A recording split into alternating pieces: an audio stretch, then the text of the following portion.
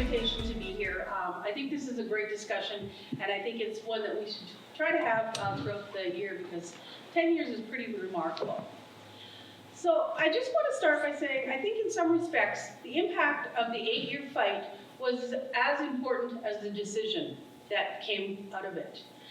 What we did as workers was, as a group of workers, we did something that had never been done before, and it's special to have done it as a Saskatchewan Federation of Labour, a coalition of 100,000 workers from dozens of unions. And I also want to mention that winning at the ILO, the International Labour Organization, in a parallel court case was really important too, and I think Barb's going to probably shed some light on that. But it changed, I think, how unions exercise our power against anti-worker, union-busting governments. And just a little bit on the impact of that decision. And as of January this year, the case has been referred to in over 600 decisions, in courts, in arbitrations, and in tribunals. Governments, I believe, are more reluctant now to end labor disputes, and they now need to use things like the notwithstanding clause, which we've seen in Ontario a couple of years ago with the education workers. And I don't think there's been any workers legislated back to work in Saskatchewan since 2015. 10 years ago, do you think, would teachers have gotten to binding arbitration, or would they have just been sent back to work? So I think that made an impact there too, and I know Andrew alluded to that. But you know, access to the right to strike still has challenges, and we all can say that honestly. I think 2024 will be remembered by coercive back-to-work orders from the federal Liberals, postal workers, port workers, rail workers, and aircraft workers were all on the receiving end of that. And as one observer notes, the tendency of labor to rely on the courts for redress has proven inadequate, although there seems to be little appetite for more forceful and coordinated union response. And I think that's something that we need to reflect on. And a fellow Saskatchewan labor leader and friend said, "Governments don't give us rights. The courts won't save us. Workers' rights are not handed over to us by a benevolent overlord or by a judge's gavel. We have rights because we fought for them, and we went on strike for them." So I believe that we must celebrate this victory, but we need to make sure that we're continuing the fight, because we all know, and we see it every day, that it's not over, and we have a lot of work to do. But just to close, I think the victory in 2015 was a real shot in the arm for working people. After enduring 7 years of Bradwell's anti-worker bullshit, we needed it, and we needed it big time. But now, we're nearly 20 years into the Sask Party, and workers still can't get ahead, and the fight is still on. It just looks a little different. So I really look forward to the discussion tonight, and again, thank you so much, Andrew, for the invitation to be here. Thank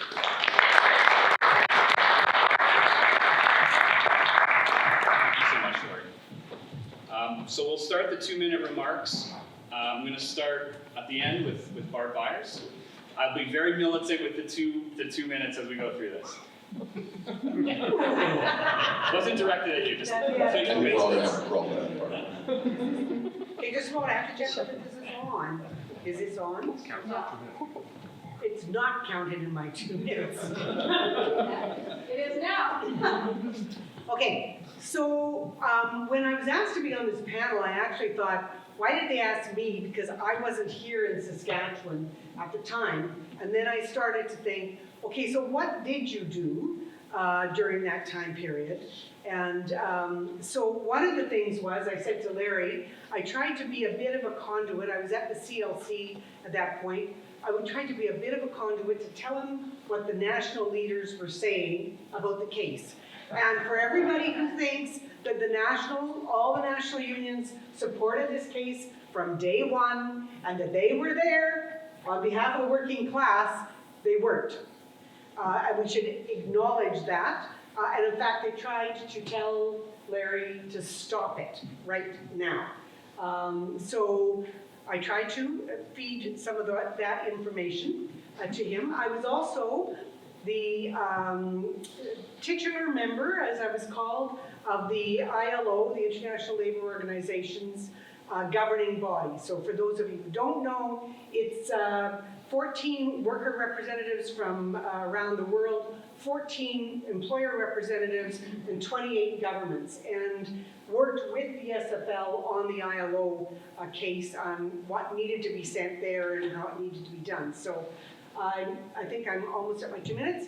I just want to say that since I've come back from to Saskatchewan, one of the things I've noticed is, although we celebrate the case, people, as Lori has said, have got sort of also caught up in the legal stuff. So people look at, well, how many steps do I have to do on the essential services stuff?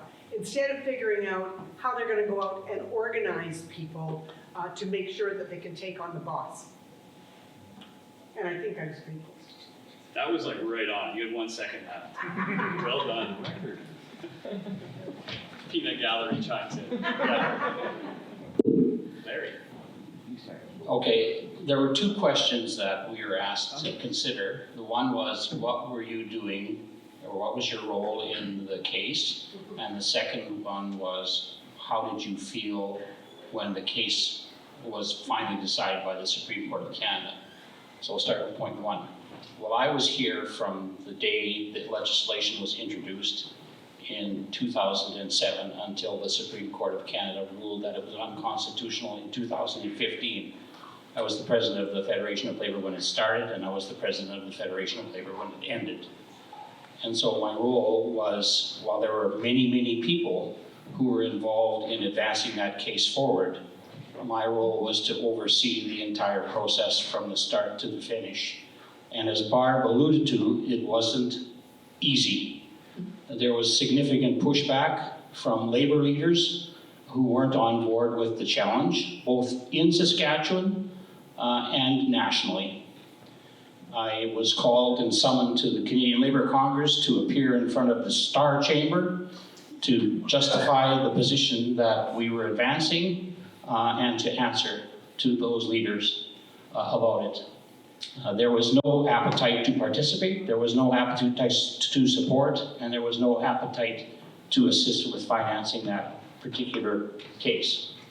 So, and I ran an election where I was being challenged by someone who was being advanced in an attempt to unseat me because I wouldn't listen to the national leaders as president of the Federation of Labour. So, we won. That was my role. I worked hard as hell to keep that case going while we were fighting a direct frontal attack from an anti-union government, and I was fighting a rear action in defending the rights of workers in the province of Saskatchewan from labor leaders that didn't want to pursue it because they were afraid we would lose. And I just have to say that. Now, when we won, I was happy. I was delighted that we won that case, that the Supreme Court went further than we thought they would. They overturned they overturned the essential services legislation. They ruled that the right to strike was constitutionally protected under Section 2D of the Charter, and selfishly, I felt vindicated for that case that so many people fought hard for, and I was honored that I was able to play a role in it that I did. So I'm done. Jeff.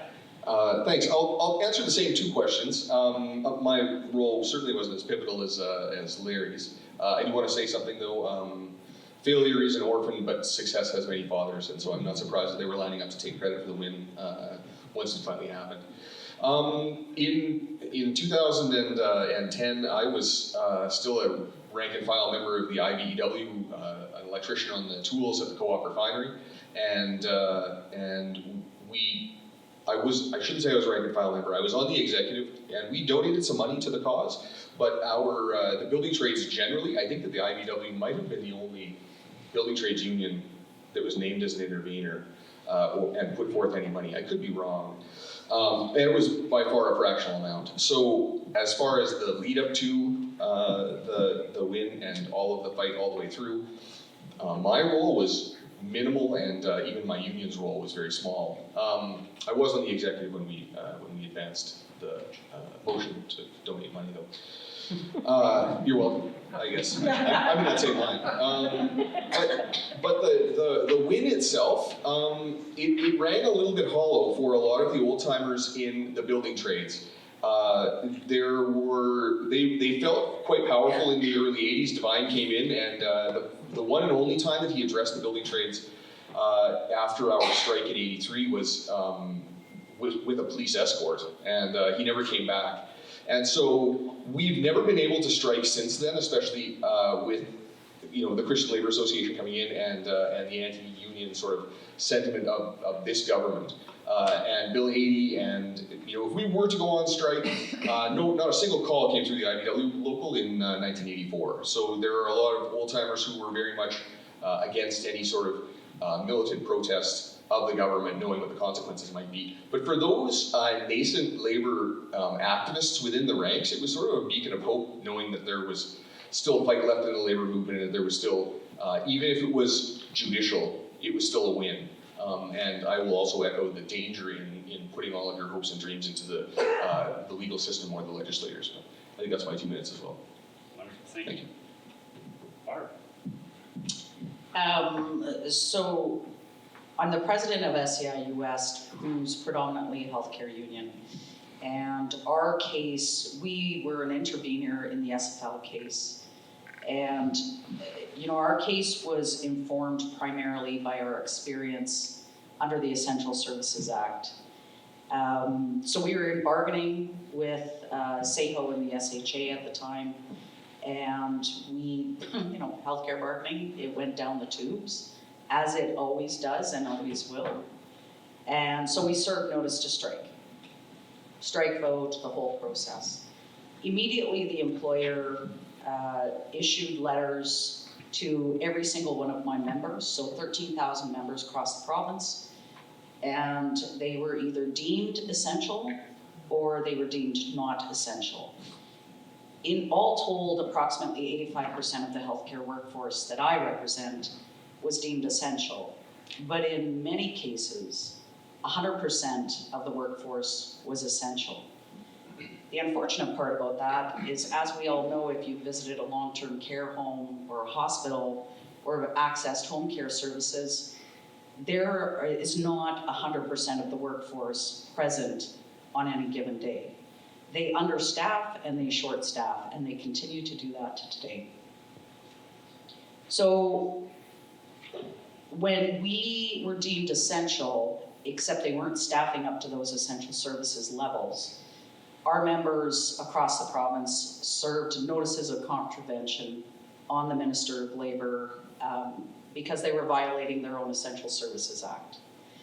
And in doing so, the government responded that there was no violation because the Act was passed to ensure the rights of workers were balanced along with the need to maintain essential services, but only during labor disputes. Any other day, we're not going to staff up the healthcare system.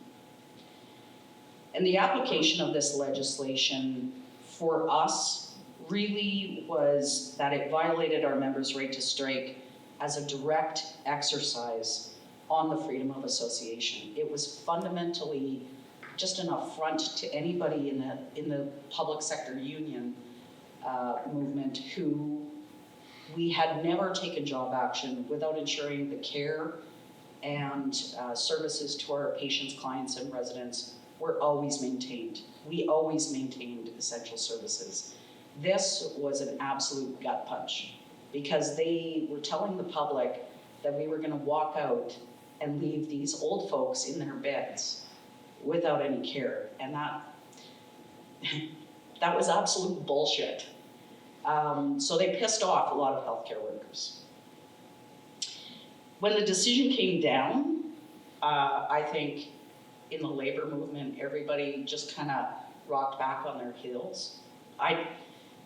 There were such good arguments, such good factums put forward, and it was shocking that the highest court in the land saw the side of the workers and recognized that this was a fundamental right.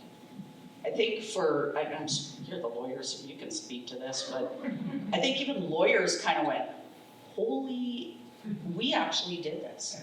They actually changed how the charter was applied to workers' rights. And I don't even know how long was the trilogy in place for before these lawyers and these unions absolutely kicked the door down and changed how we looked at workers' rights in this country. Well, that's a nice introduction. Yeah, not just an introduction, it forms the basis of what was motivating those of us in court. It definitely was, the highlight of my career to stand in front of those 7 judges and to start out by saying I'm here on behalf of over 3 million workers across the country who are paying close attention to every single word that you have to say and that we have to say to you. Let me just quickly, I get the extra time that they didn't use up. Barb shattered it. Anyway, just try to quickly put this in perspective. When you think about human rights, which are covered off by the Charter, I'm sure that you realize that almost all of them are exercised individually and they apply in a way that's applicable to that individual. So if someone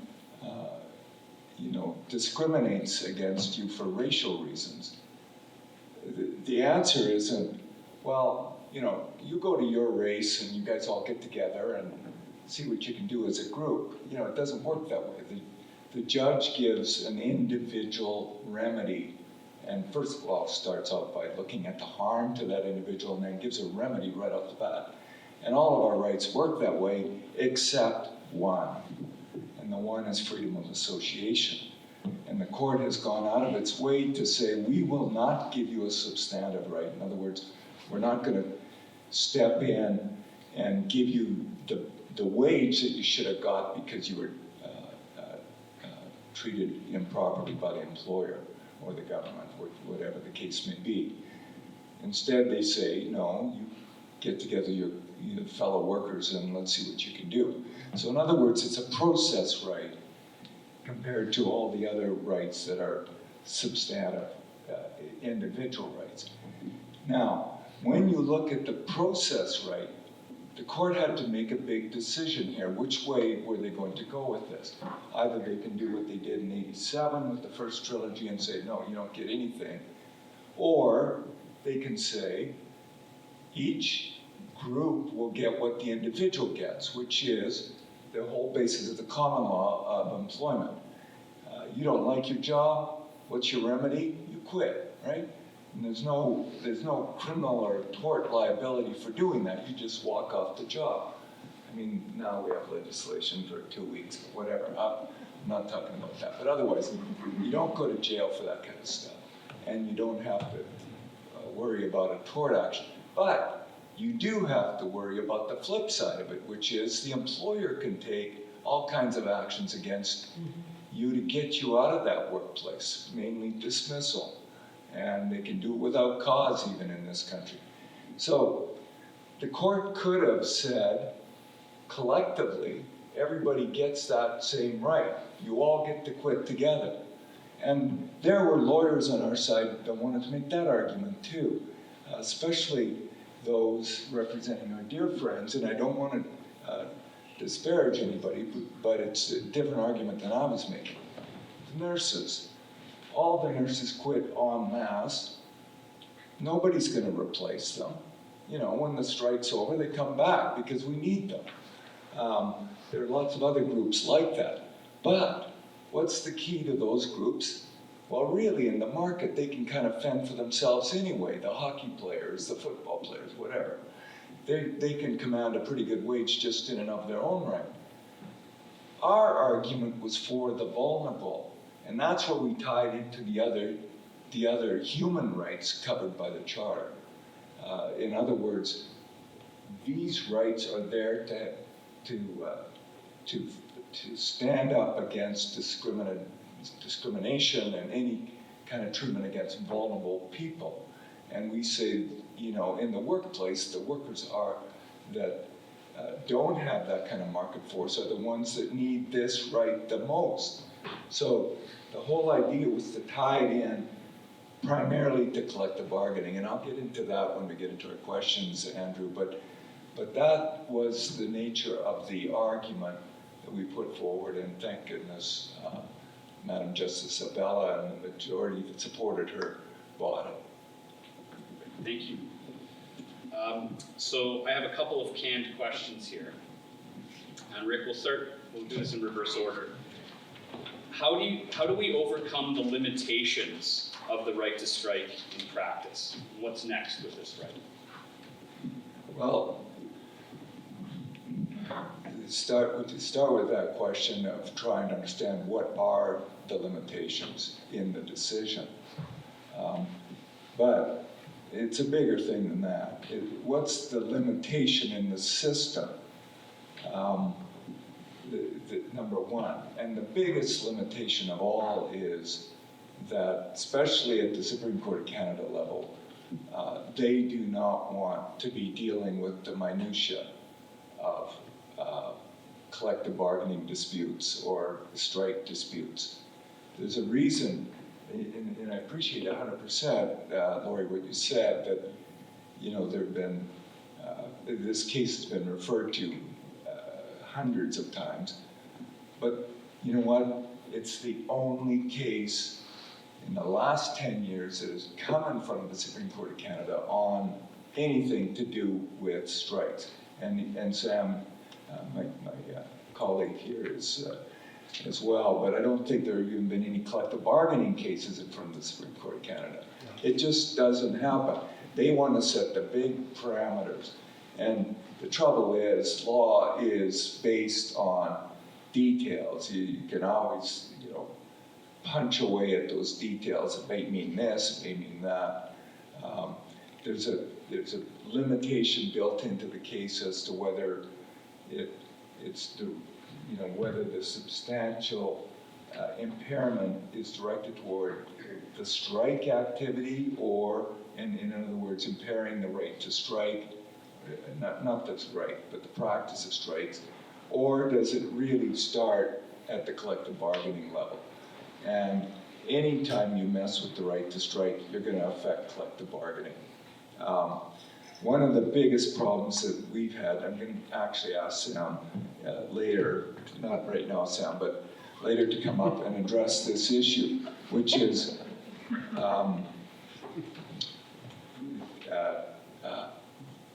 how fair is it really to combine in essential services a fettered model? In other words, well, you give an extreme example of that, but you got 85% of your bargaining unit can't strike.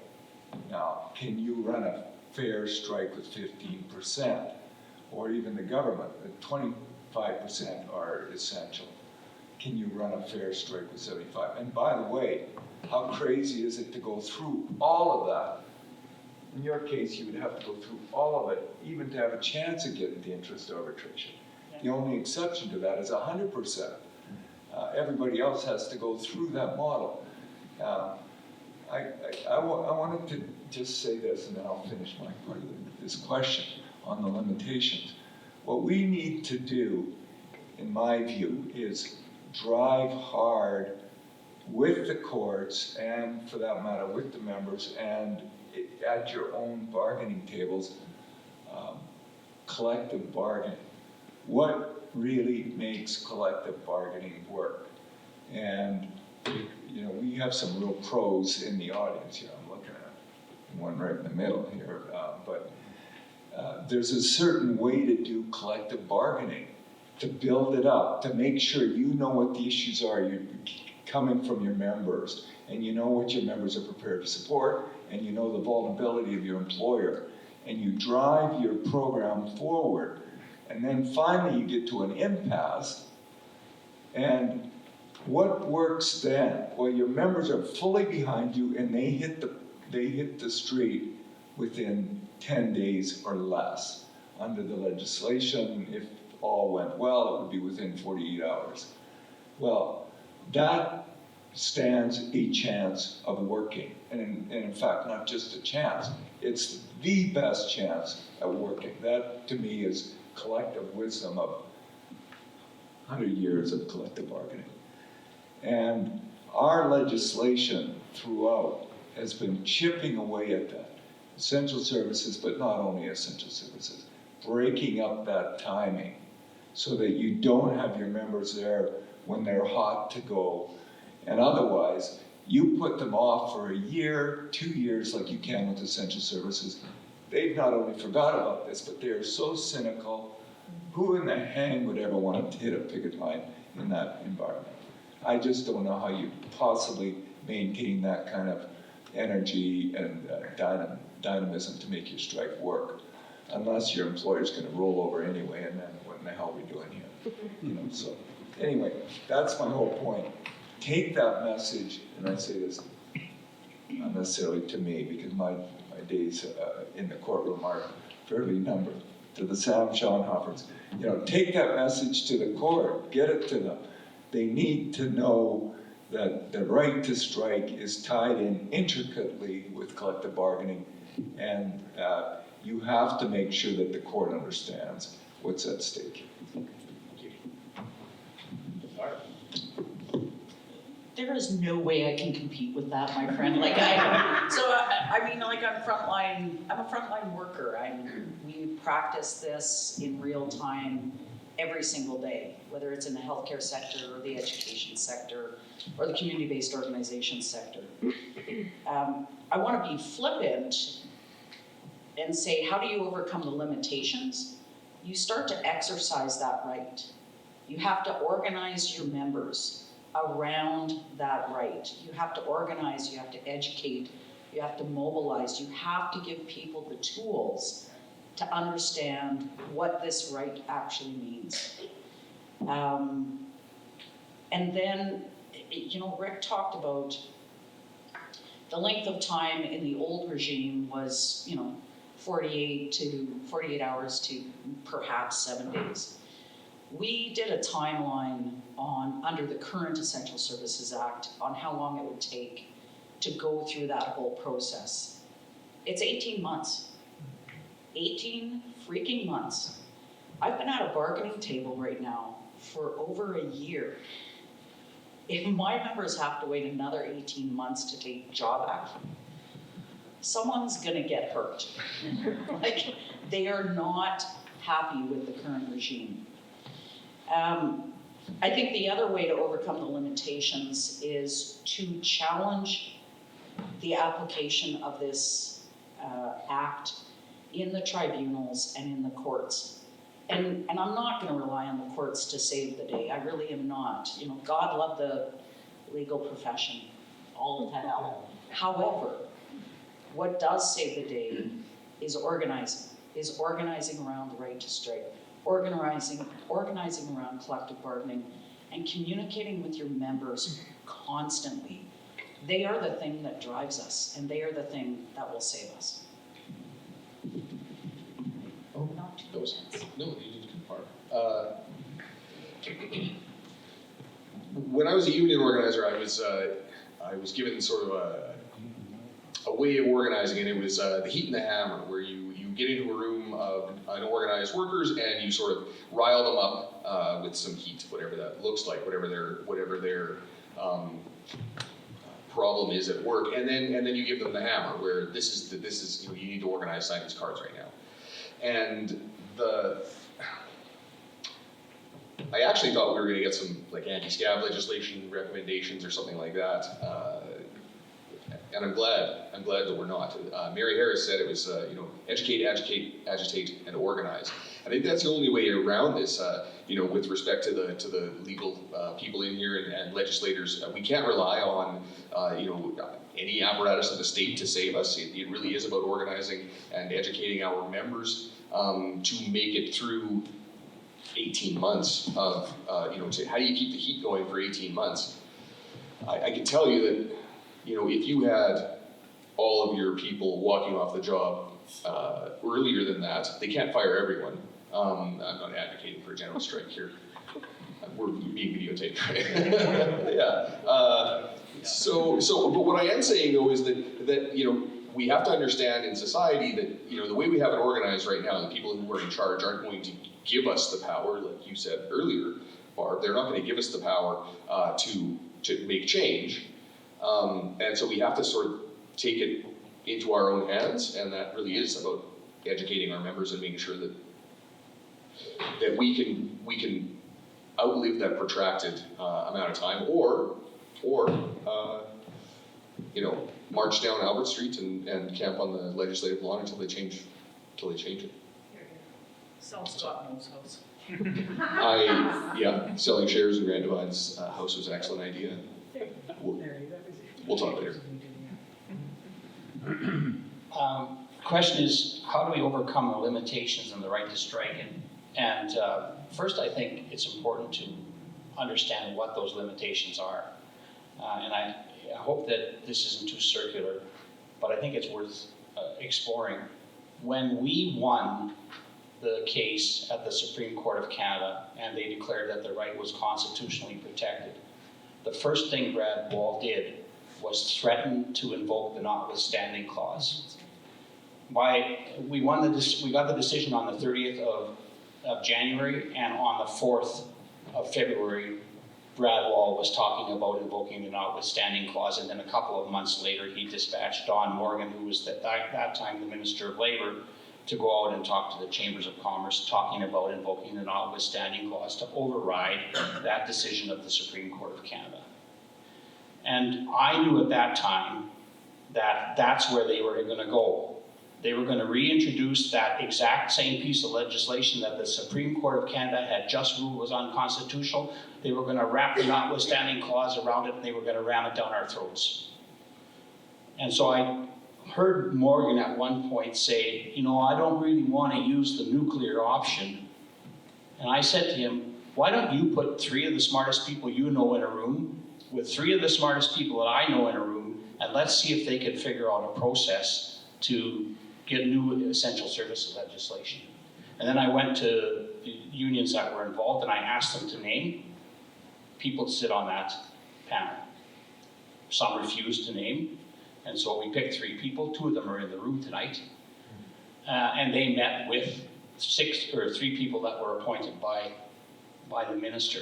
And they came up with a new system, which is the new essential services system. But the 3 people that I sent to the table weren't able to accept and agree with it because it didn't go far enough to resolving the issue of the legislation being unconstitutional. And so my view is that the new essential services legislation that replaced the old one is still unconstitutional because it strips workers of their constitutional right to strike by dragging out the process to no end. Those 3 that we sent never signed off on the legislation. So it was the best that Brad Wall could be sold to do by the people that he sent to the table. Now, how do we get around that? Well, first of all, I applaud, if we're going to get around it legally, I applaud SGU for challenging that piece of legislation in the way that they are, and I know that they're bringing that forward. The other way is just to strike. Is to say to hell with the legislation, to hell with the rules, we're going to hit the bricks, and this is our timeline. We don't care what the timeline is and what happens. So they bring in legislation, so they challenge you, they charge you, so what? I mean, at some point, that's the only thing that brings these people to the table. Ask the workers out at 594 at the Cooperative Finery. They defied legislation, they defied court orders, they put up barricades, and it didn't matter that they had to let vehicles through once every 10 minutes. They didn't do it. They put those lines up and they locked those gates down. Now, that is obviously a radical approach to dealing with this thing. But unless everybody's on board with approaching it from a legal perspective, we're going to waste a whole bunch of time fighting with each other about whose idea should go forward, or someone's gonna be having a gun at their back because they're not going the route that they want. What I don't think is appropriate or is where we should go is fighting with each other about what the approach is. Because that just spends a whole bunch of time, energy, money, and that's exactly what the employer wants, and that's what the government wants. They want to split the labor movement, they want to drive wedges between the labor movement, and you won't achieve the objectives. So how do you get around it? Well, you take the legal angle, but if someone has to hit the bricks, then support them. If there's a union out there that's on strike or defying legislation or fighting back, then the rest of the labor movement needs to be there with them. Not fighting against them. Not second guessing the decision that they made to fight the boss or the government. There to solidly support them because that's the fight. That's the way you get around. That's the way you get around the legislation that restricts our rights to strike under Section 2D. And then, call the federal government on their bluffs, where they hand it off to the Canada Industrial Relations Board under Section 107 of the Canada Labour Code to let the Canada Industrial Relations Board do their dirty work. Because they don't want to intervene and legislate those workers back to work, so they toss it off to the tribunal. There's a few ways I think you can do that, but I think it's important to take a look at what is actually the obstacle. Strike in Saskatchewan right now, on exercise of the right, is that long process that they built into the legislation. It's got to go, because until it goes, they'll frustrate you at the bargaining table, and then they'll put you into that never-ending black hole called, essential services legislation or mandatory mediation or mandatory conciliation. Those used to be, mature ways to go about resolving disputes.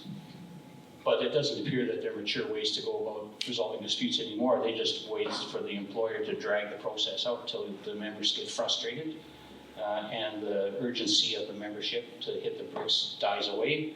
And then, if you're lucky enough to get Dan Ish as a chair in an arbitration board, you might get a decision that's half worth it. Otherwise, you're probably not going to get one. Barb?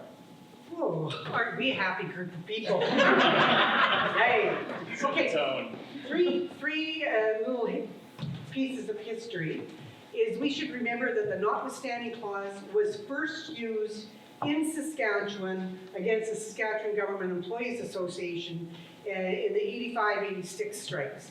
And that was the first place it was used anywhere in Canada after it had been brought in. And not only brought in with the notwithstanding clause, but they actually legislated the collective agreement right in the legislation. So that's number one. Number two, we shouldn't be surprised about the question of how essential services legislation gets bogged down and you get, 150% of a workplace has to come to work when really there's only 70% there any day, because in British Columbia, when they were given a choice by the NDP government to choose either, this is a number of years ago, to choose either anti-scab legislation with essential services or sectoral bargaining, they chose, because, anti-scab legislation, near and dear to our heart, they chose anti-scab legislation. And then what did they run into? Exactly what Barb talked about, which was that there were more people designated as essential than actually worked there, including vacant positions, which is, interesting. So that's the second piece. By the way, a previous president of the BC Federation of Labour, who then became president of the Canadian Labour Congress, said many times that if he had to make the choice again, he would have gone with sectoral bargaining. Because once you go in and get some groups in a sector, then the collective agreement, every time you get other ones, the collective agreement just applies to others. So if given the choice, would have done it that way because it would have benefited more workers. The third thing is, for those of us who went through that, I think it was 11 days in April of 1999, when the nurses stood up and said to the government, yeah, you can legislate us back and we're gonna not go. And they didn't, and they gave a great deal of hope to the rest of us. And I think I'm going to just circle right back to basically what every one of the other people has said, is it is about having the strength of your members behind you. So, and this is what I actually referenced right in the very beginning, when over the last year or so, actually, and even the previous round of negotiations with the Government Employees Union, I go to my local meeting every month, they would have a report from the bargaining people that says, you know, well, before we can go out and strike, we've got to deal with all these steps of the, you know, what are the limitations, all of these steps. And the last time, before their last collective agreement was settled, it was them saying, well, you know, we're only on step 16 and there's, I don't know, 72 of those, some ridiculous amount. And I sat there and I thought, the bargaining committee is fixating on going through this legislation and ticking off, and instead what the job of the bargaining committee should really be to organize your members to such an extent that the boss says, we don't want to strike. And we know that there's strength in the workplace. So with all sorts of respect to the bargainers in the room, I know always when people say with all due respect, I always think they don't really mean that, but I do in this case. But I remember when I was president of the Government Employees Union a long time ago, we had a guy come back from a bargaining session, and out of the educators, and he was frustrated. He said, you know, Barb, I went to the bargaining table and we won every argument. They could not come back and they did not have any good answers, anything logical for what we were putting forward, and they still said no, and I don't get it. And I said, his name was George, and it wasn't George Rosano, who is here tonight. But I said to him, well, George, it's because they don't believe that you have your members behind them. And bargaining is, yes, the brilliance of the bargainers in the room. I'll pay homage to you. The brilliance of the bargainers in the room, but quite frankly, you don't win. You don't win a collective agreement because of a brilliant exchange of words. Jim Holmes, have you ever won a collective agreement because there's been a brilliant, you came out with the speech of the century? No. Every time. He said that every time. Every time. So, I mean, that's the reality. We've got to be prepared. I'm not taking anything away from the process of bargaining. But if we don't, as Rick actually started out, and every one of these people have said, if we don't go, and if the boss doesn't know that people are behind the bargaining committee, that they understand the issues, that they're there, then quite frankly, the boss is just going to continue to ignore you. They're going to drag out bargaining, because why would they bother to bargain anything better? Because you don't have anybody with you anyhow. So, you know, and your brilliant words lead you to frustration. So when you talk about the limitations, I think it's important to use every tool that we've got. So you use the Supreme Court. And we are farther ahead because that did give people hope. But you used, you know, the International Labor Organization and, you know, show a focus.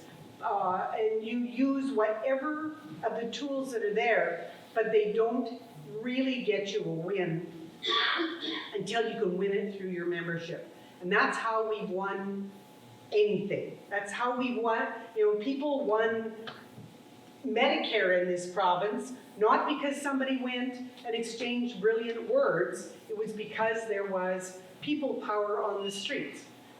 Everything we won is because people have gone go on for that. And can I just do one teeny story? There's no time anymore. Oh, there's no time anymore. Oh, shit. Well, Don't tell her that. don't tell me that. So I'm gonna tell you about what moves governments according to Monique Bejean.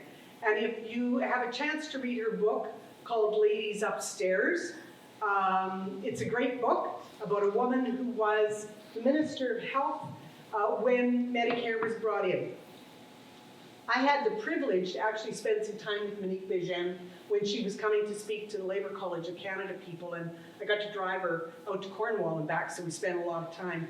But she was at the Labour College of Canada, and she was talking to the students there, and they wanted to know what moves governments, what moves employers, right? And she talked about how it is about basically what we've said here, which is organizing. And she said that before they brought in, and it's in her book, but before they actually decided to go ahead with the Canada Health Act, she was summoned into the Prime Minister's office, which apparently was not an often discussion to be had. And the Prime Minister said to her, Madame Minister, where are we at with this Healthcare Act?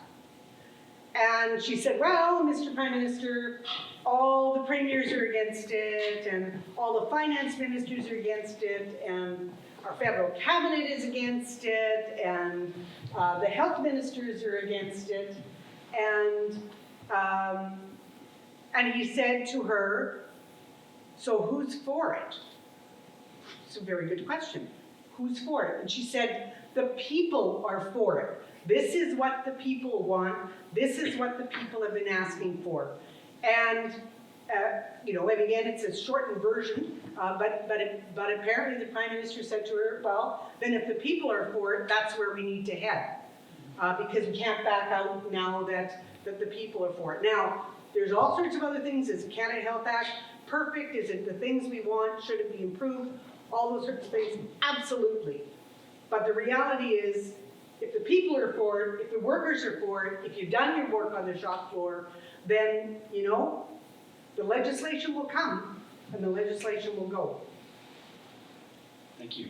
So my second and final question before we open it up to the audience, I think speaks, Barb, to your point about maybe a time for a bit of optimism. Despite the gloom that is the world right now, we have threats of tariffs, we have that opening up the promise amongst the business community for deregulation. I'm kind of curious what you folks think about how unions and workers at large should use the right to strike in our current political and economic context. What's your prescription? Start with you, Barb. Kill the boss. Which one? At the end, yeah. Okay. There should be no worker that feels that they're alone on a picket line. And I'm thinking, Lori, are the people at those hotels in Saskatoon and Moose Jaw, they're still out? Because how long have they been out? For 500 days. 500 days. More than that. The heritage motels. These are talking about workers that are not in a strong position. I mean, if we're going to show solidarity, then quite frankly, we need to be organizing not one-day events, but busloads. So today it's SEIU that's going to be flooding those lines, and tomorrow it's going to be SGU, and then the next day it's going to be CUPE, and then it's going to be steelworkers, and it's going to be IBW, and it's going to be Grain Services Union, and if I haven't mentioned your union, you're on the list, right? Because that's what happens. People look at it and say, well, what's the point? Those people have been out forever. Why would I go to and strike? I'm going to be like them. So there should be no worker that feels that they are left to their own devices, no union that should be left. We did our best jobs when we were supporting each other. And I want you to think about how excited in the province we all were with the huge demonstration of support for the teachers. And how important that was, not just to the teachers, but to all of us. Because it did say, if you stand up, yeah, they're gonna try and knock you down, but then you just stand up again, and you stand up taller, and you stand up with more friends. And so that's, I mean, we've never won anything unless we've organized internally, and then we've organized with each other. Because the boss always knows how to starve you out. Yeah, how do we use the right to strike in today's climate and environment? Well, I think we've got a couple of examples that we can use to follow. One of them is the Ontario Education Assistants, who Doug Ford legislated back and actually invoked the notwithstanding clause to do that. And the Ontario Union Movement, in solidarity, threatened, they didn't do it, but it was a serious threat that if he didn't withdraw the notwithstanding clause from that legislation, they would shut the province down. And I remember seeing a picture of the labor leaders in Ontario standing on a stage, including public-private sector unions, and unions that were outside of the House of Labor. And a good friend of mine, Lana Payne, who is the president of Unifor, out of the auto workers, who was standing on that stage threatening to shut down the auto industry in Ontario over education assistance.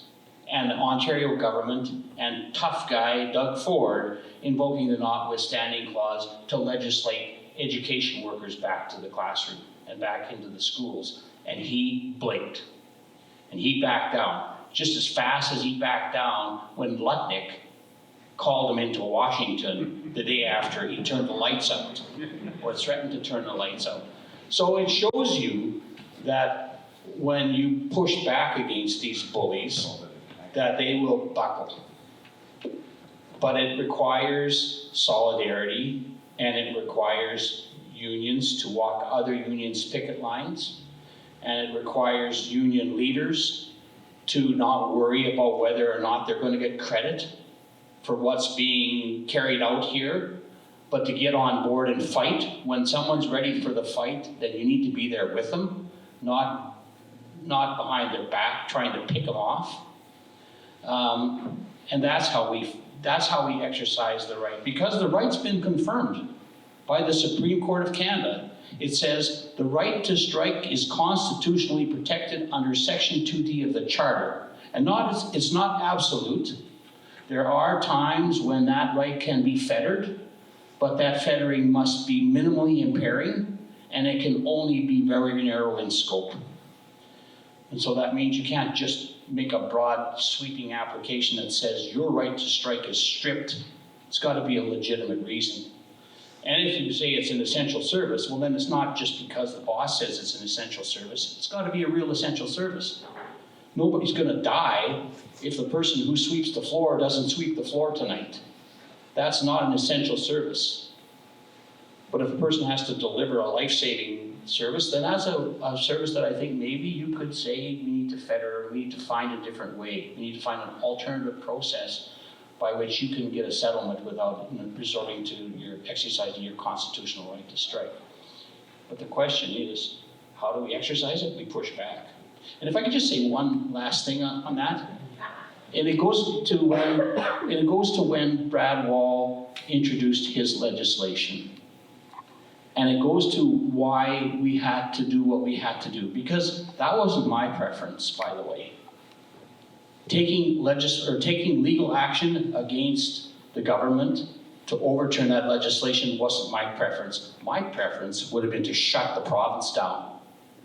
But when I looked around that table, the leaders in the movement weren't ready to do that.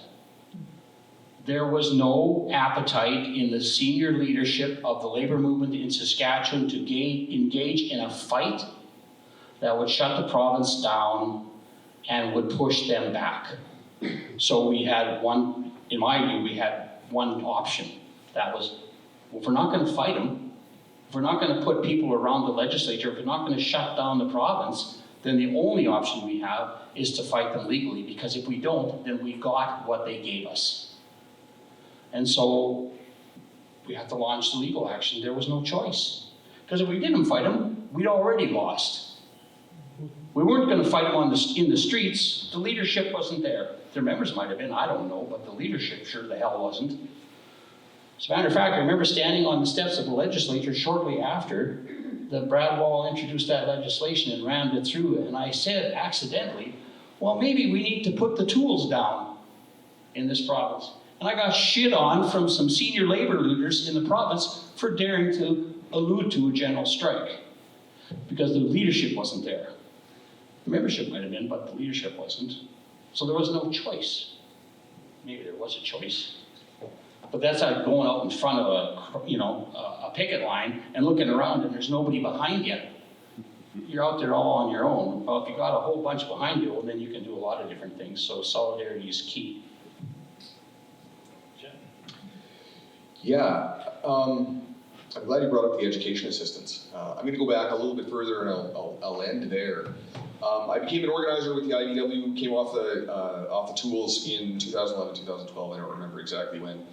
And I was on the bargaining committee and we were in a really good position and we still only got 3%. And I remember thinking, well, we can get more.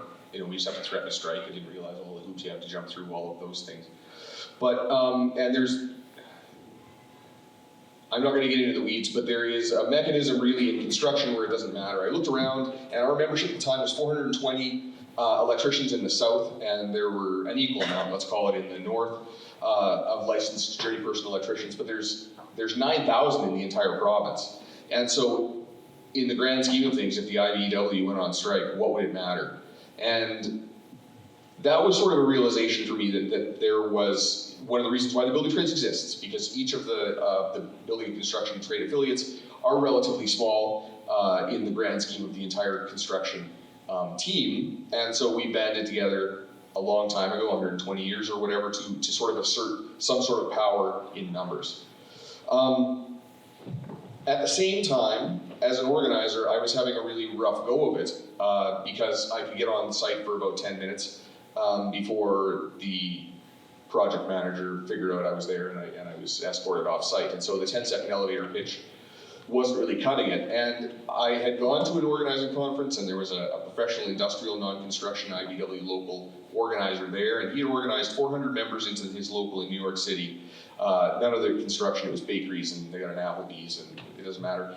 And I said, how did you do that? I come from the restaurant world and you don't just get to walk into the back of a restaurant and like start talking to people about signing cards, or anything for that matter. And he said, you just find the coffee truck where they congregate and you go hit them up there. And I thought, that's a great fucking idea. So we bought a coffee truck and they came to us and I had to check the bylaws. But in the city, as long as you're paying for parking, you can park anywhere and you don't have to pay a permit as long as you're giving it away, sorry.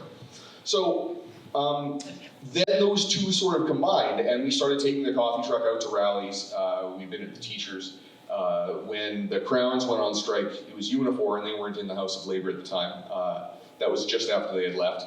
But we would take the coffee truck out early in the morning and in the afternoons to the satellite pickets to serve coffee to them and let them know that, you know, the IBW was there for them. And it was this idea that we need to tear down the silos that we've sort of put ourselves into, where that's the nurse's problem, or that's the teacher's problem, or that's the laborers, not even the electricians. Like even under the umbrella of the building trades, we were sort of in denial about what it meant to be in unity and have some solidarity.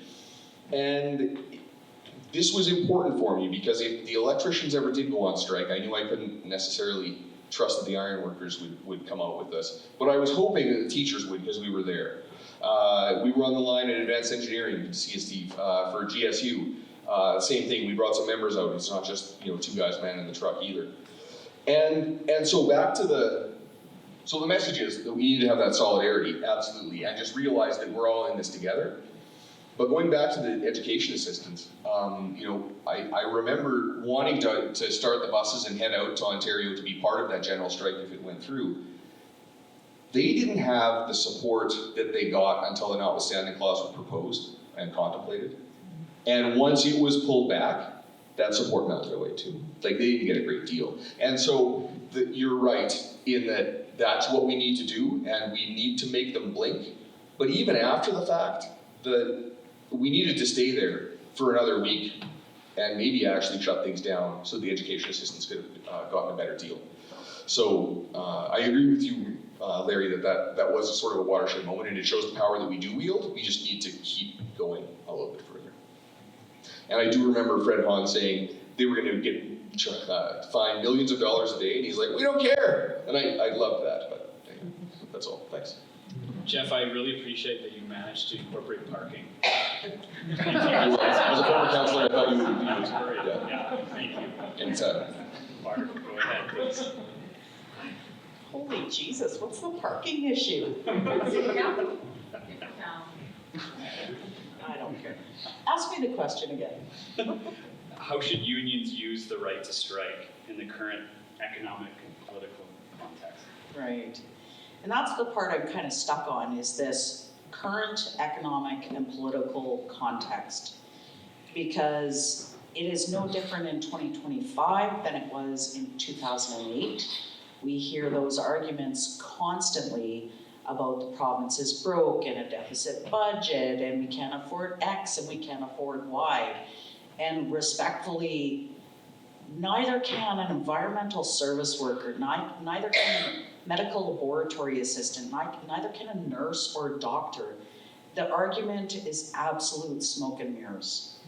Neither can the people accessing these services, but they need the services. They need to be in the emergency room where there is care being provided. But because we don't recruit and we don't retain healthcare workers, you know, the economic and political argument just doesn't wash with healthcare workers. We're calling bullshit on a collective level. And it will always be used in bargaining. It will always be used by governments in public service. So I reject the premise, Professor. You know, Barb's talked about it, Larry's talked about it, Jeff's talked about it. You have to exercise this right.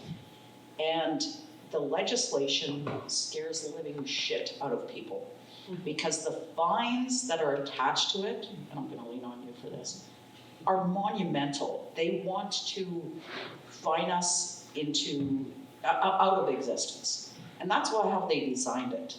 The fines for an individual member, it's a felony or it's a summary? Summary, but they're high.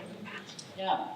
I think for a union, the fine for the first day, if a member walks out, the fine is $100,000?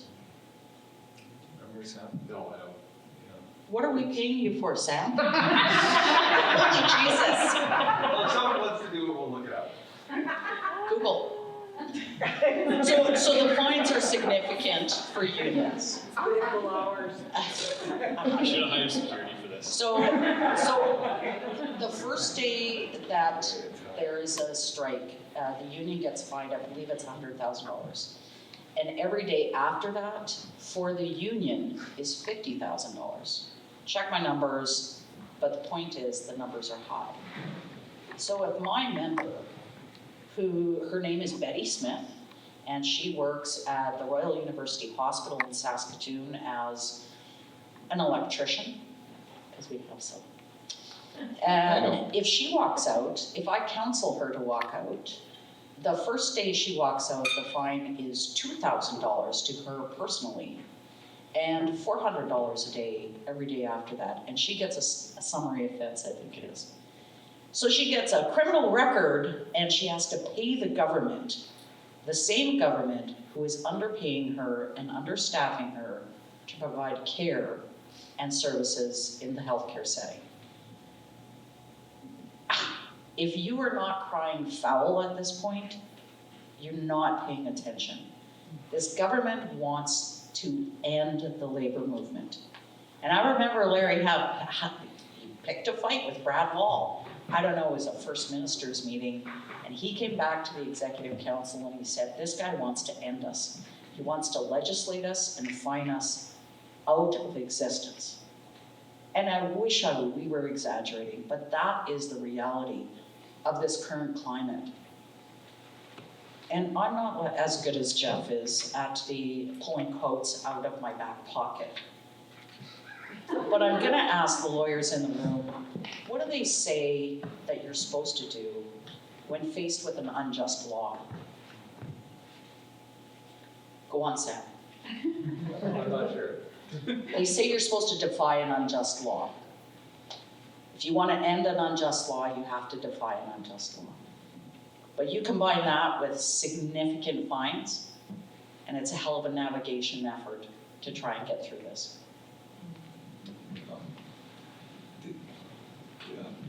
I'm going to put Sam on. Before I do that, by the way, I've got some method to my madness. I just had a major surgery 10 days ago in Winnipeg to have a neck dissection. I've been having a bit of a fight. I'm on the right end of this fight so far. But anyway, I've only got so much voice here. And what I say is this. We have 3 years to make sure that Mira Conway is the next minister.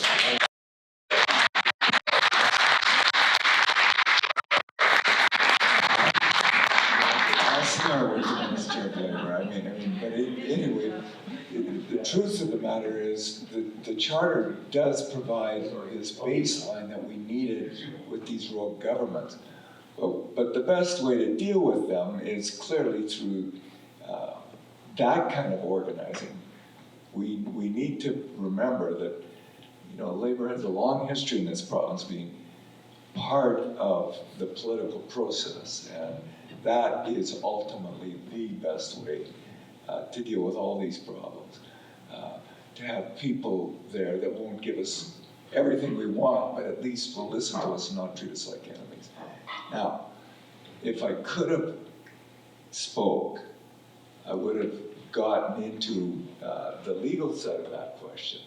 What can we do on the legal side of things if we're not dealing with Mira as head of government, or whatever, head of Labour. But anyway, what do we do with that? And I'm lucky to have a person I work with, Sam Schonhofer, who's really been doing some wonderful things in the courts, in the Labour Board, in front of arbitrations. It's such a privilege for me to work with you, Sam. But anyway, with that, I thought you could spend a couple minutes just addressing where do we go with the legal things. Sure. Okay. This is not very loud, but I think up until a couple of minutes ago, I thought Rick was joking about me saying something. I thought I was just attending a nice talk tonight. But anyway, I'll try and think of a few things to say and try and have the last word on this distinguished panel. But, and so, my own perspective on this, I come at this as a labor lawyer. I've been a member of a union and involved politically, but primarily my perspective is as a labor lawyer. And I think what you have to see, thanks for that, is these legal decisions and these sort of rights framed as legal rights, they're part of a toolkit, right? And so whatever metaphor you want to use, but they're just one of them, hey?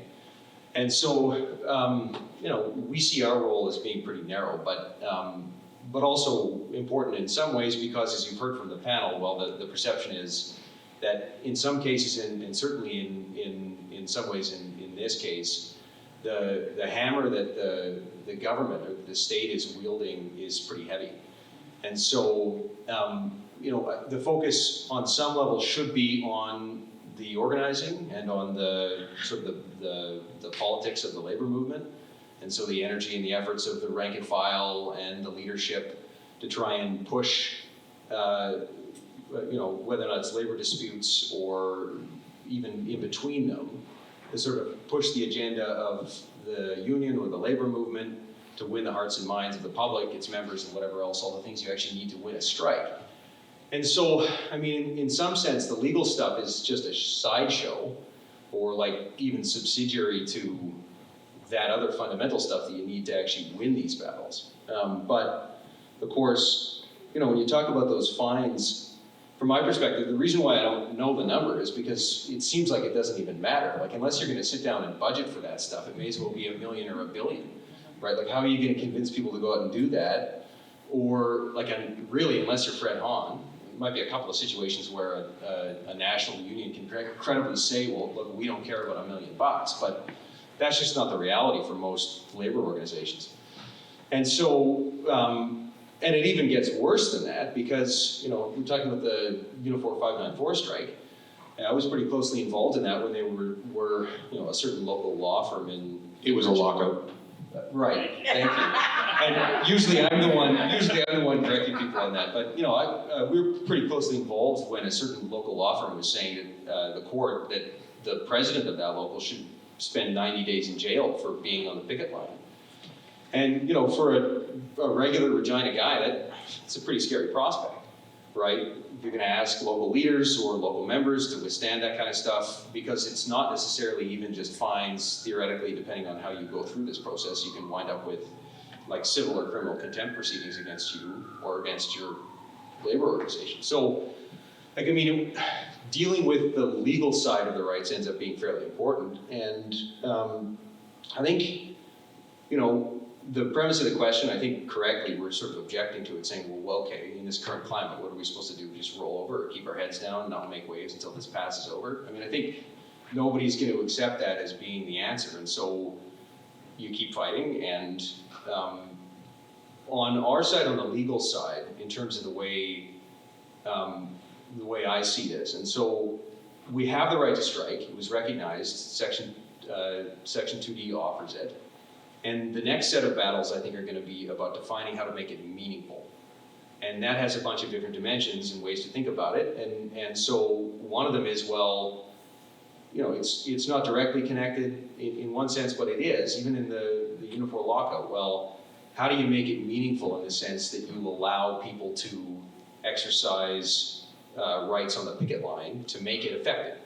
Well, that's a part of making the right to strike meaningful. And then you can also start to get into more sort of technical aspects about, like particularly in essential services, about when and how can you actually go on strike, right? And so, as has been discussed, the replacement for the legislation that was struck in the SFL case strikes a balance which in some ways is just as bad in terms of the way that it delays workers in the public sector, and theoretically in the private sector too, in appropriate circumstances in Saskatchewan, from actually getting to a strike position with all of the consequences that has on them. And so, we're part of some, actually lots of different organizations in the province are, but, and lots of different lawyers for that matter too, but Rick and I and lots of other people in this room actually are part of a renewed challenge to try and take that process on, to look at what has been described here tonight in terms of, well, 18 months, a year before you can get on the picket line. Well, what does that mean for the membership? There's all sorts of corrosive effects that has that you can get into in a lot of detail. And after that 18 months of maybe bargaining over who's essential, you get to a position where a third, half, 80% of your membership can't go on strike. Well, how is that compensated for through essential services legislation? And so there's lots of work on this. I'll just touch one other topic. I don't know how much time I'm supposed to have. Time is irrelevant. Oh, okay. One of the legacies of the SFL case is that sort of for the first time you see a lot of litigation throughout the country dealing with ad hoc back to work legislation, which of course is one of the real victories here. And those cases aren't perfect. We don't always win them, but in the last 10 years, if a government legislates a group back to work on an ad hoc basis, like if there's no essential services legislation like they did with the postal workers or whatever, you can challenge that in court and you can fight it out as a violation of Section 2D and say, look, you've violated our rights by doing this, by saying we couldn't strike anymore. And then you have sort of a complicated fight under Section 1 as to when the government can justify that. And I'm sure we'll see all sorts of arguments about the current economic climate as justifying those kinds of ad hoc exercises of legislative power. But that litigation, for the most part, didn't exist the same way that it does now, and it stands as a counterpoint to governments if they're considering doing it. Unions can communicate about those rights. They can agitate in support of them. They can litigate if they do get legislated back to work, and so that's quite a bit of a victory that SFL has initiated. But obviously, especially in Saskatchewan and especially with essential services, we're still fighting sort of the next battle. And with any luck, provided that Mira doesn't end up in the government, with any luck, we'll get some positive decisions over that and get that legislation struck. But so that's my plug for that case, and I'll hand this back. Thank you. That was at least $1,000 worth of legal time. I hope you were taking notes. I'll change the order a little bit. I might, instead of asking them for a 1-minute wrap-up, I'll put it out to the audience, and we can go until either the panelists or the audience capitulates and calls it a night. But yeah, I would open up the floor to questions for any of our panelists.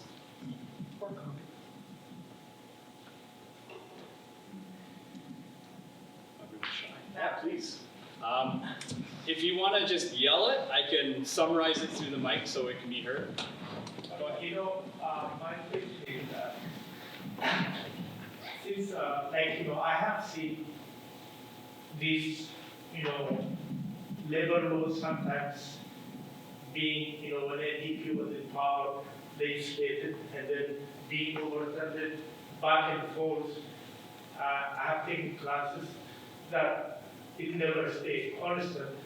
So nowadays, when you see people take for granted the laws that exist as if they came without any fight. Most people don't even assume that there was a struggle for it, the younger generation. So is there a way to push through education system from start kids to learn about labor struggle movement? Why not unions, infiltrate into school boards and other education systems so that kids learn and know that all these rights will come without struggle? Because unless you learn, how do you know? That's one where gap I see. Good question. What education? Who would like to take that? I would like to. Coffee truck. No, not the coffee truck. But the 100-year anniversary of the 1918 general strike in Winnipeg was obviously in 2018 and 1919. I got a shirt, and I'm sure it's 1918. It doesn't matter. It doesn't matter. I'm not going to miss the Okay. You stay all over again. The Winnipeg general strike. That's actually good. I know people within the labor movement in the building trades that had no idea what it was about, how long it went, and it was started by the metal trades, and that's not the point of the story.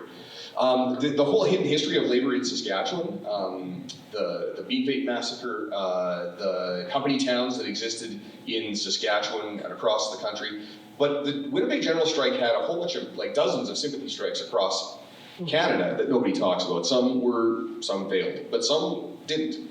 And the hidden history of labor in Canada is something that needs to be taught somewhere. It's not being taught in school, that's for sure. But is it effective to do it around the kitchen table? We have to do it somewhere. And that's a very good point, sir.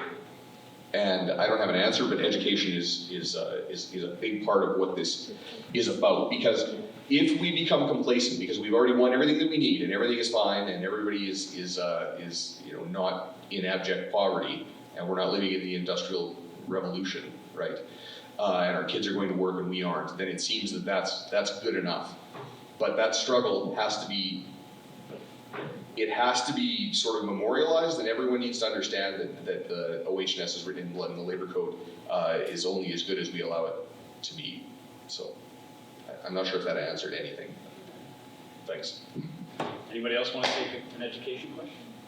No, I mean, it's absolutely essential that that we understand our history. I mean, if we can't expect the kids to get it, if we don't. So, you know, for the people who don't know about the history of in being faked, or don't know about the On to Ottawa track, or don't know about, let's go a little more recent. Let's talk about the nurses strike, the teachers strike, because those are historical moments. History doesn't have to be sort of 100 years ago, although it is sometimes, but it might have been 10 years ago.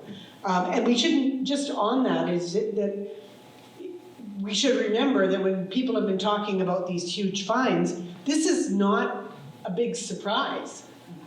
For me, that history started when Maggie Thatcher was dealing with the mine workers.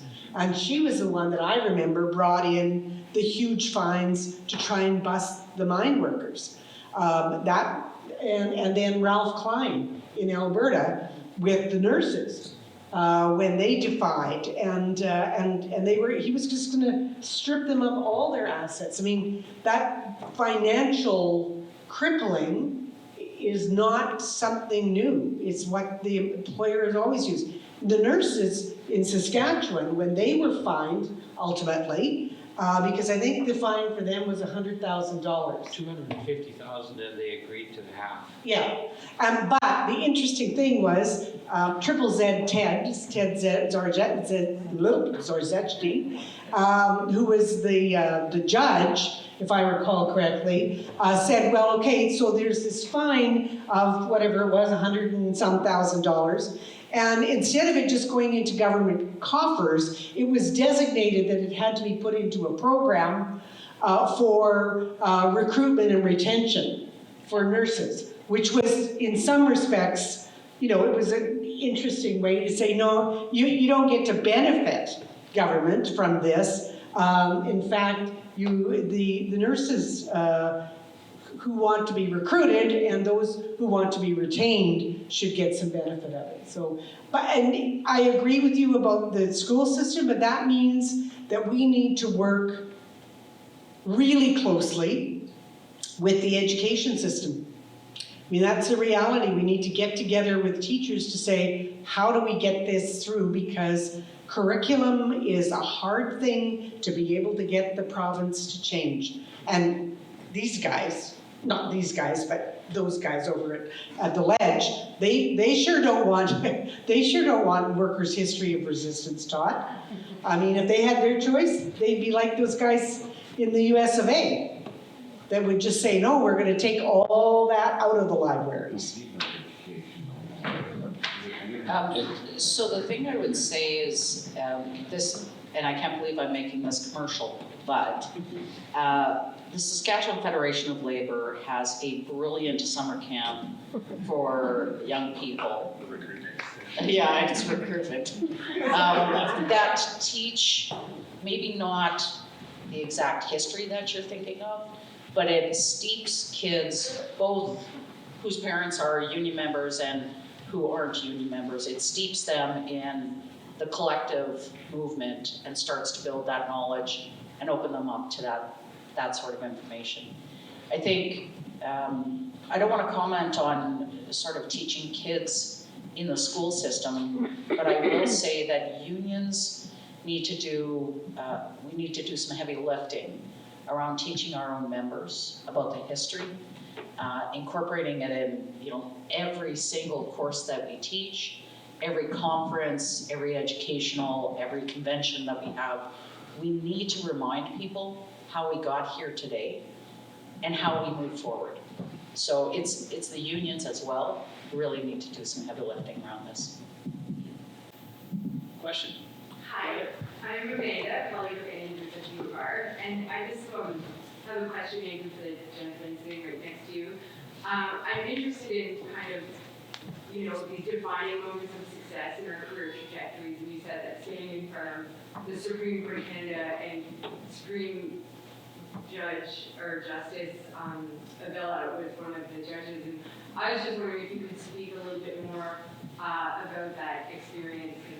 I don't think Stan can help you out, so sorry. Well, thank you for that.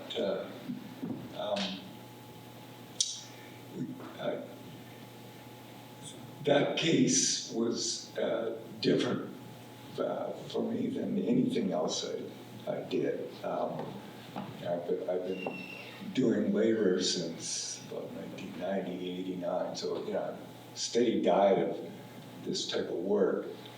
But after the decision came down from the Court of Appeal and we lost,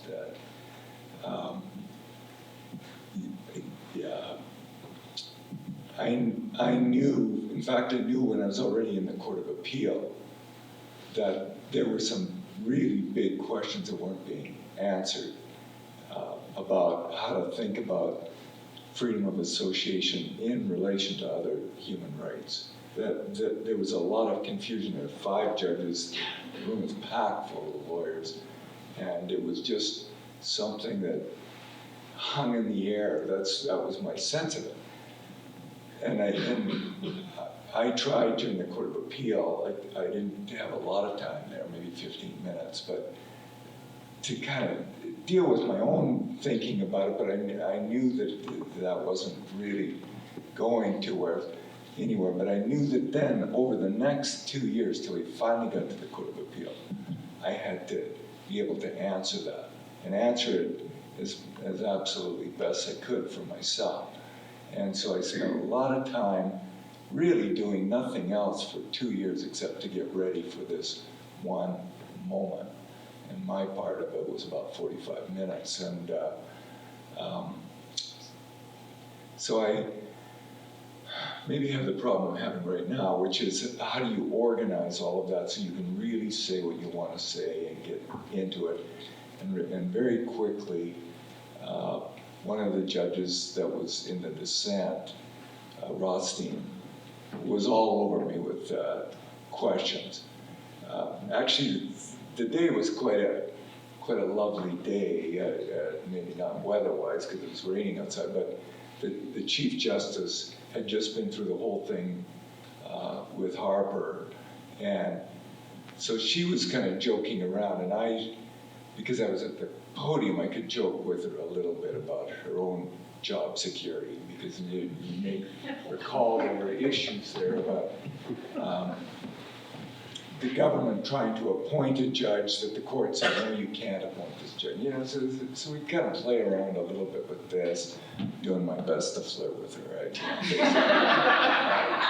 But you remember, you were probably sitting there. But, I was watching. yes, and so then Rothstein gets serious about this stuff, and he's driving hard and trying to say, well, you're trying to say that, if 2 or 3 people in the workplace don't like it, they've got a right to strike. They can just drop the tools, and there's nothing the law can do about that. That's supposed to be legal. And I fumbled around with that question a little bit, and the reason I did, not just because I was nervous, but the reason I did is because we couldn't get everybody on the same page. And within our legal group, I've been schooled hard. I'd spent a week in Vancouver with lawyers, back to Ottawa, Toronto, all this kind of stuff, working with labor lawyers and labor leaders, just to make sure that I don't get up there and say something stupid. And I'm thinking, I want to say something that half of my group won't agree with. Then I fumble around with the answer. We go, work through the argument. It comes up again, same guy, and he asks a question, and this time he's getting a little more agitated. And again, I just sort of try to blow him off and get to some other stuff. Well, the third time it comes up, then another judge, LaBelle, jumps in. And LaBelle starts to feed me Pablo. I think here's what the counsel's saying. And I'm sort of holding out thinking I don't want to be the one to have to really play all the cards here. But when LaBelle wouldn't give up on it, I finally just said, look, we are here for a very simple reason. There's legislation that will not allow these 19 clients, or whatever, however many unions were lined up as plaintiffs, won't allow them to take their collective bargaining position past impasse. They just can't get there. And we're not here to defend those 2 or 3 workers that just want to quit. That's not what this is about. Our people expect to go back to work when this strike is over. It's more like a protest. And those were the words I wasn't supposed to say. But anyway, I just thought, no.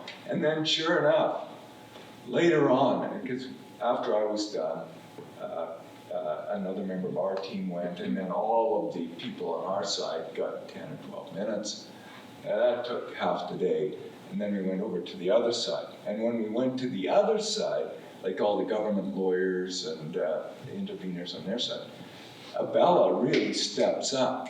And up until then, she really hadn't said that much. She said a little bit with some of the lawyers who tried to make this into a freedom of expression case. That was another little thing people were playing around with. Well, Bella shut that down in a big hurry.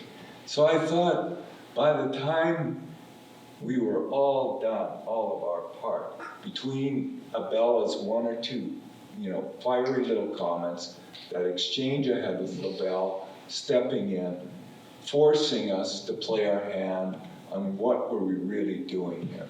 Again, it gets back to that thing we talked about, that I talked about. Was this about the right en masse to quit and then hopefully you can go back to work? Or was it something else? The problem with the something else is, you can see I got all this stuff to get out of my head. But anyway, the something else part is it's tied into the statute. So now we've got Rothstein wanting to stab me in the back on that issue, which is, okay, you're trying to take, which at that time was called the Trade Union Act, and enshrine it in the Constitution. That was the big argument on the flip side of this. That all we're trying to do is put the Trade Union Act right into the Constitution. And we're saying, no, we're not talking about that. But we are talking about collective action. That's critical. And by the way, if I can end, it is with this. We see, my dear friend here spends a lot of his time defending unions on DFRs, which are duty of fair representations. You may have seen it in your classes and stuff. Well, there are all these things with the labor board in particular, and then the courts after that get involved in trying to make sure that individuals aren't, treated improperly by the union. But the problem is that is treated in the same way that the regular human rights stuff is treated, whereas this right is different. Those individuals, and believe me, we care deeply about every single one of them, but their rights ultimately are tied to what the group can do together. And that's the point ultimately I had to make with Rothstein and LaBelle helping me to make it, which is we're here to protect the whole group. I know that seems to go against the concept of rights, but it can't in this case because it's a process right. If that group isn't strong, it doesn't matter what else happens. It really doesn't, because it all starts with collective bargaining. But anyway, that was my experience for that day. You needed to get that out. Yeah. I'm still shocked that he flirted with the Chief Justice. I mean, she is a fox. You haven't worked with Rick much then. I'm just appropriateness. Folks, this does not appear in any of the academic journals. Important decision. So you're getting something very important here. Oh, and then, let me just finish. This year, I've been dealing with this crazy illness. I've had quite a nice little fight going with some cancer. And in September, I was just knocked, completely on my ass with the chemotherapy after 5 months of it. And all of a sudden I get this call, and I'm at home, and my voice had been compromised with these surgeries. And get this call, and this guy's talking about this Boer Alaskan award. And I'm thinking, okay, well, somebody like Dan is up for it, and they need a reference, and I'm not even sure if that's it, if I should just tell them to get lost. So finally he says, well, actually, you won this year. Another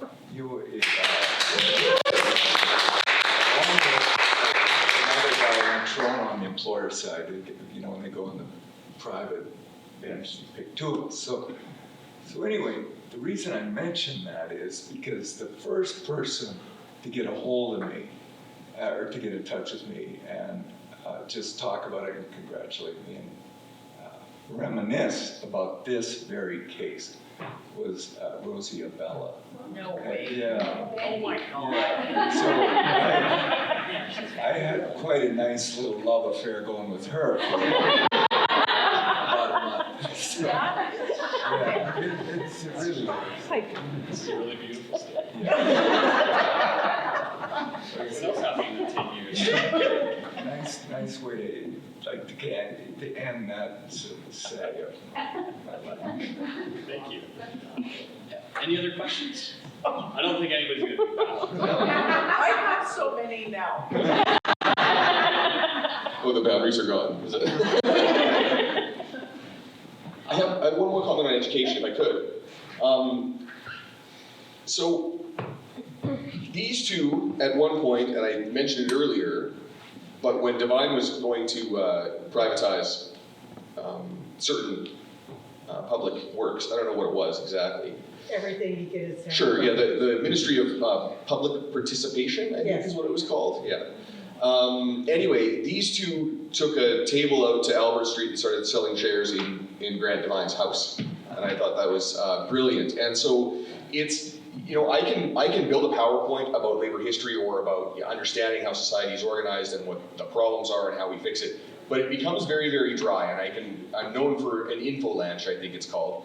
And so I took my electrical engineering skills, and they aren't great, but I copied a New York City artist's minimum wage machine installation. And for those of you who haven't seen it, you should look it up. We did ask permission of him to replicate it, and he gave us permission. He actually sent the plans for it. It wasn't going to work.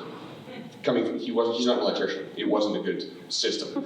But anyway, so I improved it. But we made a minimum wage machine, and it's got a crank on it, and that crank powers a generator in the back that you can't see, and the generator sends a voltage to a motor that ticks away at, I don't recall exactly what the rotations per minute are, but over the course of an hour, it spits out $15 worth of nickels. And it doesn't matter how fast you turn the crank, it's still only generating 12 volts.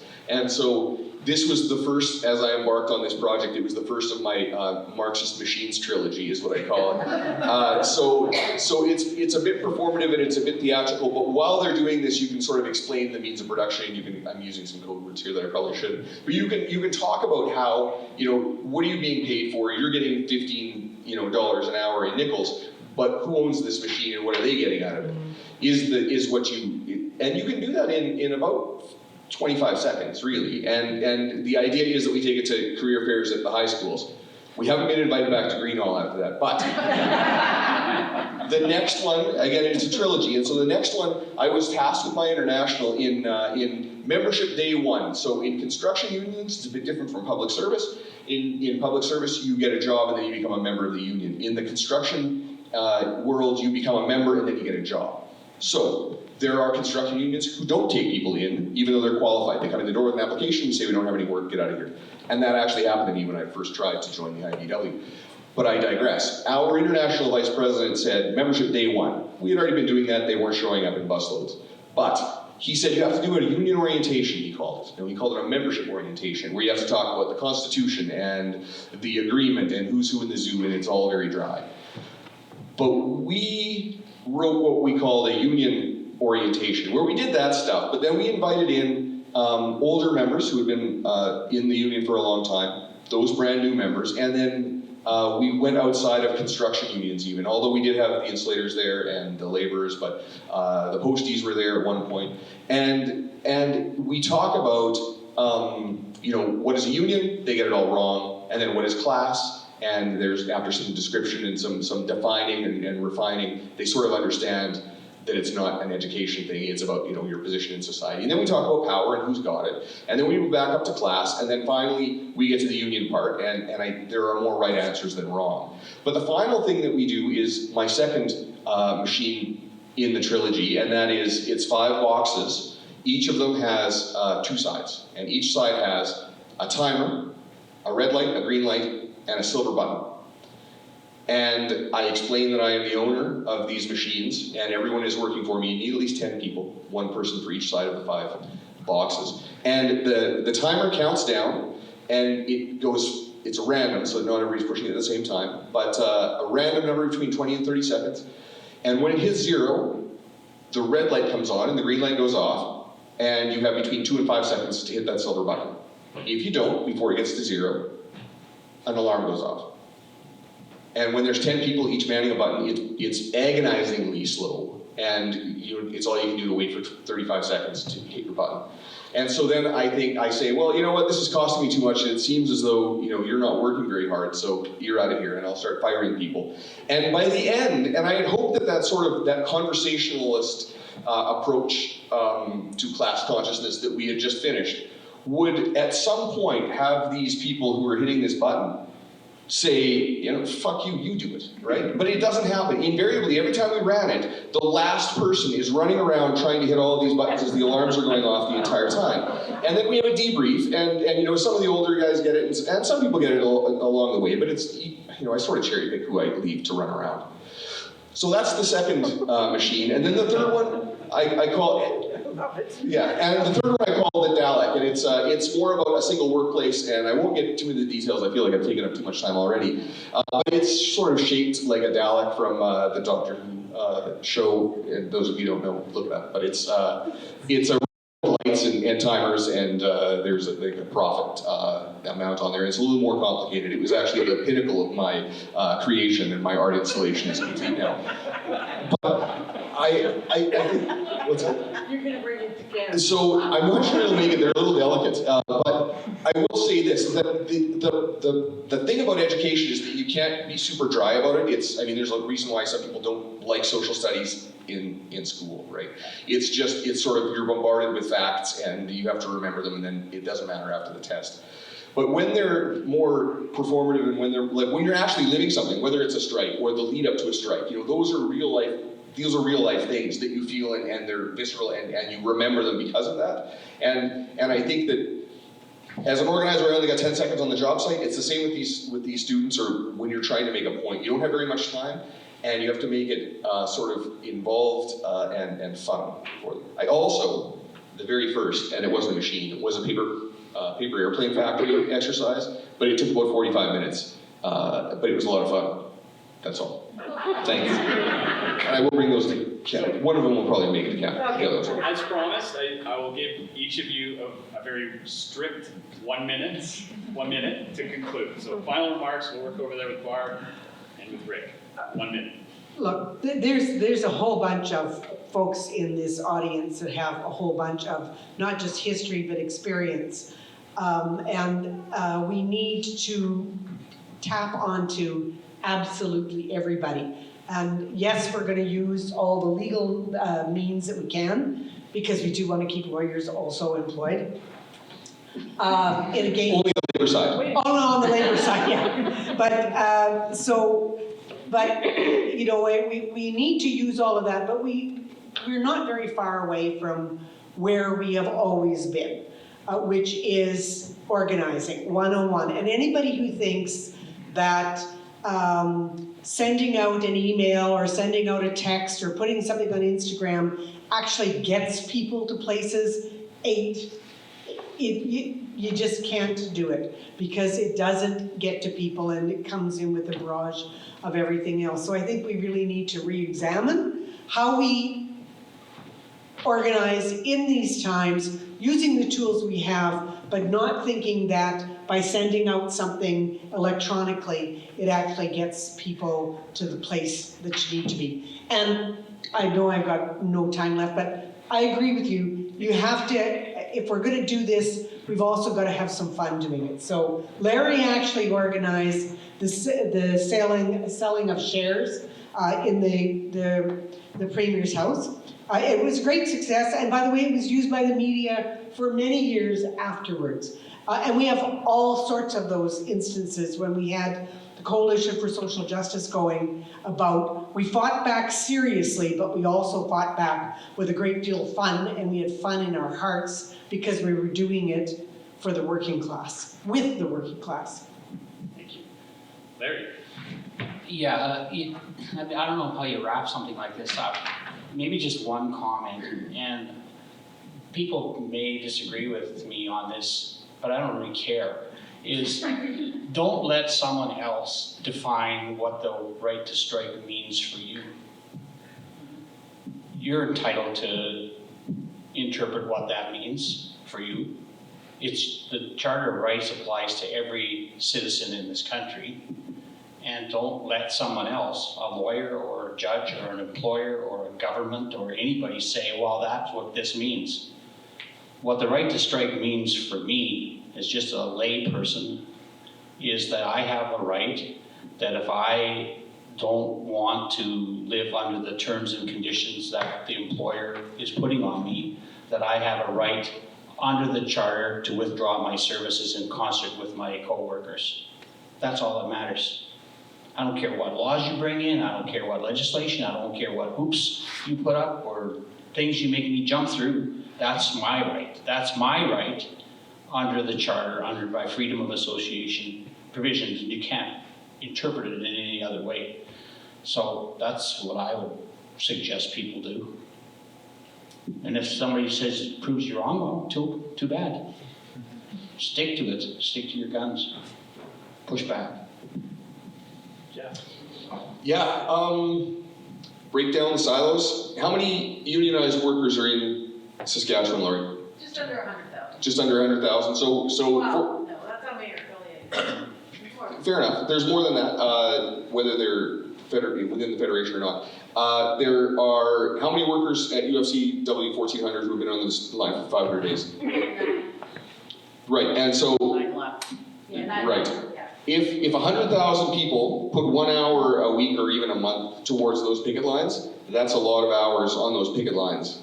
And it doesn't take very much of a commitment from everyone who is benefiting from union agreements and being in a union, and that is what we need to do in order to wield the power that we have, is solidarity. Thank you. Thank you. Barb? And that is a great idea, I'm not gonna deny that, but it takes a boatload of organizing to get people out to that picket line. And so it is making one phone call, it is knocking on one door, it is organizing around getting people, their boots and their hearts out to a picket line.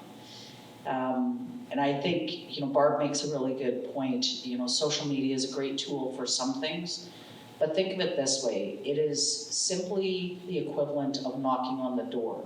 You have to actually physically walk through that door in order to engage in a conversation and move people. So, Instagram the hell out of that one. I would say the other thing is our members, working people, not just unionized workers, but working people are thirsty for the knowledge and the tools and the skills to take control of this, to join a union, to support other workers. They are thirsty, and it is up to us, whether you're in a union or not, whether you're a lawyer or not, Sam, our job, and we fail if we don't start doing this, but our job is to give people the tools to take action. If we don't do that, we've lost. We are behind before we've even started. So on that happy note, happy 10th anniversary to the Supreme Court of Canada right strike. Way to go, Larry Hubich.